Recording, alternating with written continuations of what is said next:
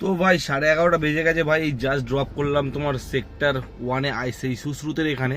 তো আমি ছিলাম তোমার তোমার ওয়্যারলেসের ওখান থেকে আমি যে পিক আপটা নিয়েছি ওটা আমি ড্রপ করেছি তোমার গোয়া বাগানের ওখানটাতে, এই উল্টোডাঙার ওখানটাতে। ওটায় ফেয়ার এসছে ভাই 540 টাকা এসেছিল, তো ম্যাডাম 550 টাকা পেমেন্ট করেছে।